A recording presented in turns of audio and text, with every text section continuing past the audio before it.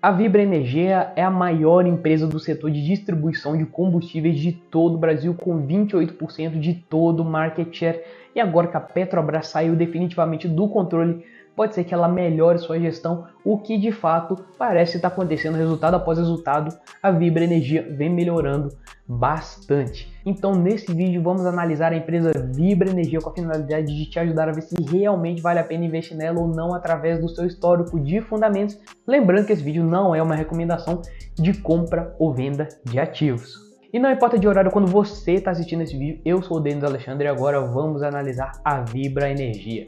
Aqui eu vou tratar sobre a trajetória da Vibra Energia, dados da Bolsa de Valores, fontes de receita junto com o resultado mais atualizado, um histórico sobre a receita líquida, lucro líquido, fluxo de caixa, situação atual sobre o seu endividamento e por fim, não podia faltar um checklist sobre a empresa, fazendo um apanhado geral, um resumão, junto com algumas opiniões, algumas considerações pessoais minhas sobre ela e uma carteira de investimentos. Sendo o foco do vídeo análise exclusiva de resultados da empresa, então você já sabe, eu não vou entrar aqui no mérito macroeconômico e nem do ídolo de curto prazo do mercado. Com isso, eu vou me ater somente ao histórico de resultados da própria empresa. Se você gosta desse conteúdo sobre análise de empresas semanais, você já pode se inscrever no canal e ativar o sininho das notificações para não perder nenhuma análise que eu solto aqui no canal toda semana. Então vamos a uma breve trajetória da Vibra Energia de início. Tudo começou em 1953 com Getúlio Vargas assinando a Lei 2004, em que ele criou a Petróleo Brasileira S.A., também conhecida como Petrobras. Em 1958 foi quando a Petrobras lançou sua marca institucional e ao longo do tempo foram sendo criadas e desenvolvidas novas bacias, como a Bacia de Campos em 1969, centro de pesquisa e o primeiro posto em 1961.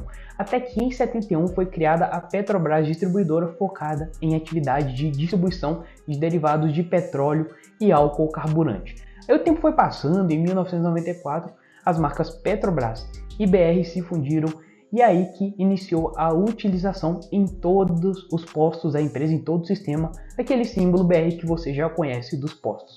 No ano de 2007, a Petrobras fez a aquisição de ativos Ipiranga, envolvendo o Grupo Ultra e a Braskem, que você já conhece e que já analisamos aqui no canal, e com isso ela ganhou força nas regiões Norte, Nordeste e Centro-Oeste do Brasil. Quando foi em 2007, na época como Petrobras Distribuidora, foi feita uma oferta pública inicial de 28,7% das ações na antiga BMF Bovespa e finalmente em 2019, através de um follow-on, a BR se tornou efetivamente uma empresa de capital privada, deixou de ser uma estatal com um capital mais pulverizado na B3 e com isso a companhia ganhou mais agilidade para atuar no mercado e ficou cada vez mais competitiva e aí a festa começou com sua privatização. E por fim, em 2021, com o segundo follow-on e agora sem nenhum controlador, lançou a nova marca, justamente é o que a gente está analisando aqui, a Vibra Energia. E atualmente a Vibra Energia não tem nenhum controlador específico, mas tem grandes empresas e grandes fundos de investimento com uma posição bem considerável sobre ela, como a Samambaia Master Fundos com 9,22% das ações ordinárias, a Dynamo, um fundo muito grande, com 5,75%, a BlackRock com 5%, e por fim 80% das suas ações se encontram em free float, ou seja, em livre circulação no mercado, o que de fato é um excelente free float e ótimo para o pequeno investidor. Agora vamos aos dados principais da Bolsa de Valores. Nome da empresa é Vibra Energia, código de negociação VBBR3, fundação 2017. Se considerarmos a Petrobras Distribuidora, setor de atuação petróleo, gás e biocombustíveis, segmento exploração, refino e distribuição, segmento novo mercado, nível mais alto de governança, free float de 80%, 100% de tag along, claro, por causa do novo mercado, e valor de mercado 20 bilhões. A Vibra Energia atua em vários segmentos operacionais e o primeiro deles é a parte de rede de postos, que é a parcela de comercialização de combustíveis derivados de petróleo, lubrificante, gás natural, veicular, biocombustível e produtos de conveniência que você sempre encontra nos postos de combustível. Também tem a parte do B2B com a comercialização de combustíveis líquidos, óleos lubrificantes e prestação de serviços associados aos clientes do mercado consumidor. E ainda no B2B, eles atuam com o negócio de produtos químicos, com a distribuição de produtos como enxofre, solventes, hidrocarbonetos e especialidades químicas, e na comercialização de energia também. E depois tem o segmento de aviação, que é referente à comercialização dos produtos e serviços de aviação em aeroportos do país para as companhias aéreas nacionais e estrangeiras. E ainda tem o segmento voltado para a energia com a atuação no ambiente livre de comercialização, também conhecido como ACL, por meio da Comerc, atuando também no segmento de geração distribuída de soluções energéticas com projetos de geração de energia no horário de ponta, eficiência energética e conservação de energia. E como última fonte de renda temos a parte corporativa com a alocação de itens vinculados à gestão financeira corporativa, overhead, relativo à administração e central e outras despesas, inclusive atuarias referentes ao plano de pensão de saúde destinados aos aposentados. A Vibra possui participação relevante em várias empresas como a Comerc Energia, Navegantes Logística, Brasil Supply, ESGás, por exemplo. E no segundo trimestre de 2022, a receita de vendas foi de 47 bilhões, sendo a parte mais significativa representada pelo diesel, seguida pela gasolina e depois vindo os demais que ficam aí como subsidiários, né? Vem depois do diesel e gasolina. Até então, ela vem melhorando trimestre após trimestre em seu market share e a quantidade de postos e também volume de vendas. O EBITDA ajustado finalizou em 1,6 bilhões nesse resultado do segundo trimestre, o que representou um crescimento de 58% em relação ao primeiro trimestre de 2022 e um crescimento de 45% em relação ao primeiro trimestre desse ano. No quesito lucro líquido, a Vibra Energia fechou o segundo trimestre de 2022 com 707 bilhões de reais, o que representou um aumento de 85% em relação ao primeiro trimestre de 2021. E suas despesas operacionais, elas vêm se mantendo, o volume de vendas também se manteve mais ou menos no mesmo patamar do semestre passado. E segundo o release, este lucro do segundo trimestre de 2022 que eu falei representou também um aumento de 118% em comparação ao primeiro trimestre de 2022, tendo em vista que o lucro do primeiro trimestre de 2022 foi impactado negativamente por não recorrentes, no total de 230 milhões. Foi uma média de 230 milhões por conta do hedge de commodities e reconhecimento da constituição da empresa VEM e da integralização da Vibra Comercializador e da Comerc. Então foi por causa de não recorrentes. E desde que ela efetivou de fato a privatização, vem melhorando sua receita trimestre após trimestre e claro, teve uma alta nos preços do Brent, do petróleo, dos combustíveis, que ajudou bastante na receita recorde de 2021, que fechou em 130 bilhões, mas a privatização teve uma parcela significativa nessa melhora aí, já que refletiu na gestão e governança da Vibra Energia. Como segundo indicador, vamos ao histórico do lucro líquido e podemos ver aqui que apesar da Vibra ter uma receita recorde em 2021, o seu lucro desse mesmo ano foi menor do que 2020. Mas de fato isso aconteceu porque em 2020 teve um efeito não recorrente de 2,1 bilhões.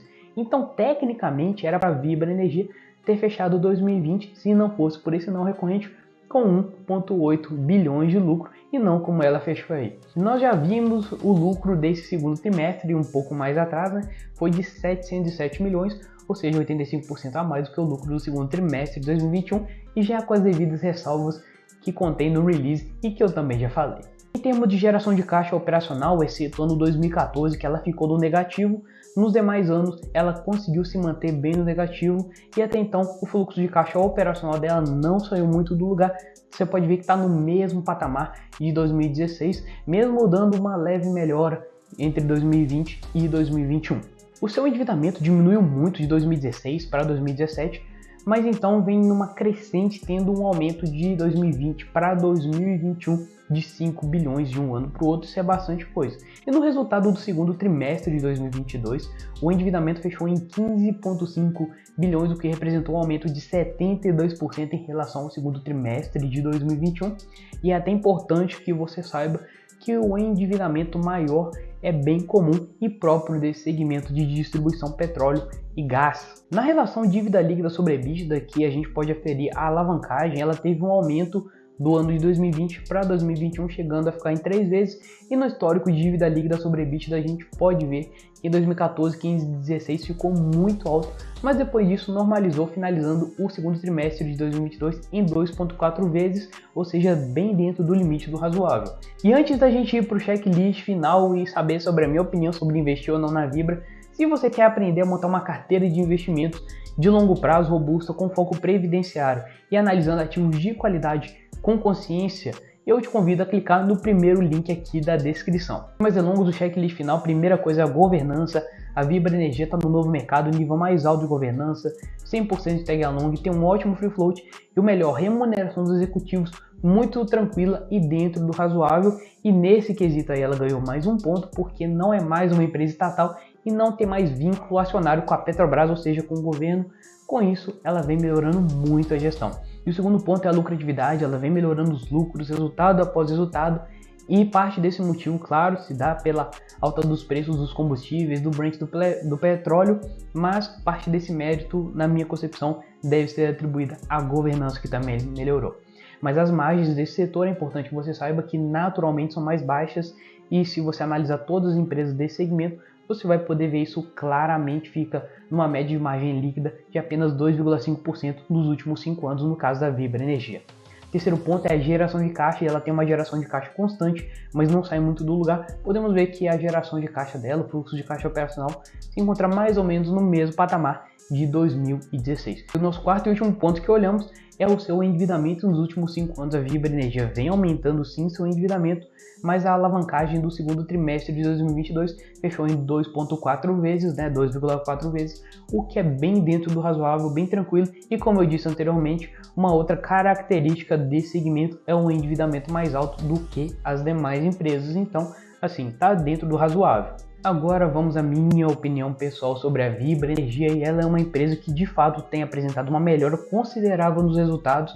Acabou que em 2021, com toda a venda da parcela que ela tinha da Petrobras e sem o governo no meio, ela consegue melhorar muito, e no fechamento de 2021 já foi o melhor ano de eficiência operacional e receita da empresa.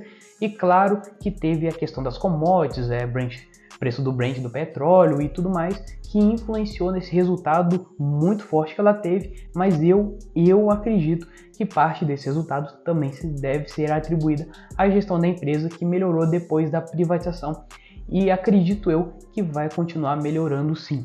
Outro quesito, ela continua como líder de market share, também tem evoluções das gasolinas, ela sempre busca melhorar, tem aquela Podium, ela é patrocinadora da Stock Car, que é muito bacana, muito bom. O bom da Vibra é que quando o mercado das commodities aumenta, ela consegue reajustar o preço na distribuição dos combustíveis, que chega até a bomba do carro, de sua moto ou caminhão, e com isso ela consegue repassar o preço para os clientes no final das contas e, claro, acompanhar a inflação, que é muito interessante. Um ponto negativo desse setor são as margens apertadas pela competitividade, porque o que acontece na prática? Tem milhões de combustíveis espalhados aí, e a maioria das pessoas vai muitas vezes no mais barato ou naquele mais perto, naquele mais conveniente para ela naquele momento. Não fica estudando assim os preços dos postos não, só pega, vai abastecer o carro e volta. E ela é uma empresa que para mim hoje está numa situação muito boa financeiramente, melhorando seus fundamentos, e tem tudo para dar certo, ainda mais sem o governo no meio dela. Mas para quem for investir tem que aceitar as margens baixas e o endividamento um pouco mais alto. E se eu conseguir te ajudar de alguma maneira com essas informações e quer acompanhar outras análises, já se inscreve no canal, ativa o sininho das notificações. Um grande abraço e até a nossa próxima análise.